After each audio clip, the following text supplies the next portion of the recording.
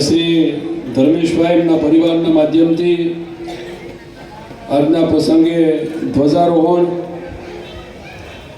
અને ખાસ કરીને સમાજના સૌ મળીને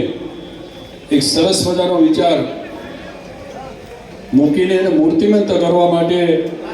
જેમણે બીડું ઝડપ્યું છે એવા ભાઈ શ્રી ધર્મેશભાઈ, દિનેશભાઈ, કાળુભાઈ, અમારા પૂર્વ ધારાસભ્યભાઈ પરસોત્તમભાઈ, રમેશભાઈ, લલિતાબેન, આમ તો ખૂબ મોટી બટુકભાઈ, બધા ખૂબ મોટી સંખ્યામાં બધા સૌ સમાજના વરિષ્ઠ આગેવાનો, ભાઈઓ બહેનો, પૂજ્ય સંતો અને આદરણીય આજના આ પ્રસંગને શોભાવવા માટે અને સમાજને માર્ગદર્શન પૂરું પાડવા માટે ઉપસ્થિત રહેલા સારાએ સૌરાષ્ટ્રમાંથી અને રાજકોટમાંથી સમાજના સૌ વરિષ્ઠ આગેવાનો, ભાઈઓ અને બહેનો, પ્રેસ મીડિયાના મિત્રો, મારું સૌભાગ્ય છે હું એક સરકારી કામે જ ગઈકાલે એવો હતો અને જોગાનું જોગ અહીંયા ભાઈ ધર્મેશભાઈનું પણ આમંત્રણ હતું એટલે આજે સંત વેલનાથ બાપાના ચરણોમાં દર્શન અને નમન કરવા માટેનો મને જે મોકો ભાઈ ધર્મેશભાઈ પરિવાર આપ્યો છે, સમાજના લોકોએ આપ્યો છે, હું સૌને ધન્યવાદ આપું છું, અભિનંદન પાઠવું છું. ધર્મેશભાઈને સમાજના સૌએ જે ભાવ લાગણી અને દર વર્ષે સંત વેલનાથ બાપાના ધ્વજારોહણનું કાર્ય થાય છે. દીકરીઓને ખૂબ આર્થિક રીતે ભાર, એના પરિવારને ભારણ ન પડે એવી વ્યવસ્થા આ વખતે બજેટમાં જોગવાઈમાં કરાવી છે. ત્યારે સમાજના સૌને પણ મારી વિનંતી છે કે દીકરીઓને હજુ ભણાવજો. હવે બધું ભારણ દીકરીઓને ભણાવવા માટેનું રાજ્ય સરકાર અને જ્યારે આવી સંસ્થાઓ સમાજની ઊભી થતી હોયના સહયોગથી થવાનું છે ત્યારે આવતા દિવસોમાં આવી શિક્ષણની સંસ્થાઓની સાથે સાથે દીકરીઓને રહેણાંક માટે રહી શકે અને ત્યાં જ અભ્યાસ કરી શકે રેસિડેન્શિયલ શાળાઓ એવી દીકરીઓ માટે સમાજના સૌ સાથે મળીને ઊભી કરી અને એવો વિચાર તમે સૌએ લાવ્યા છો. સંત વેલનાથ શૈક્ષણિક રથના માધ્યમથી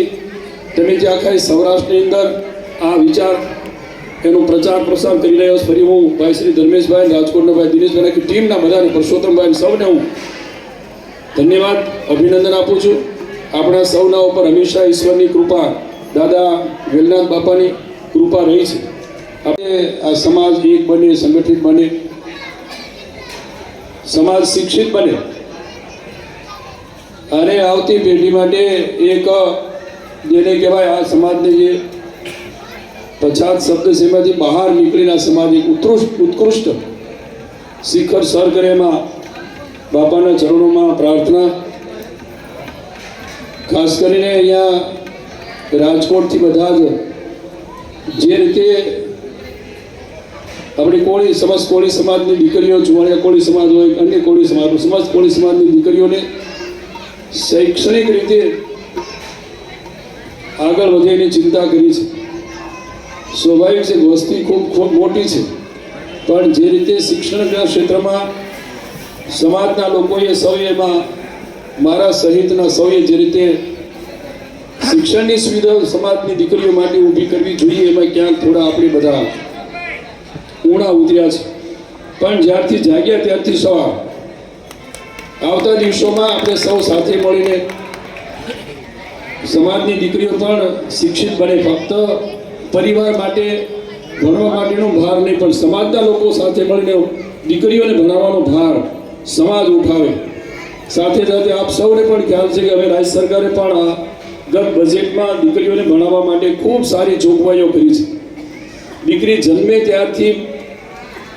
બાલવાડીમાં જાય, પ્રથમ, બીજા કે પછી પ્રાથમિક શિક્ષણ મેળવે કે માધ્યમિક, ઉચ્ચતર માધ્યમિક કે કોલેજનું શિક્ષણ મેળવવા માટે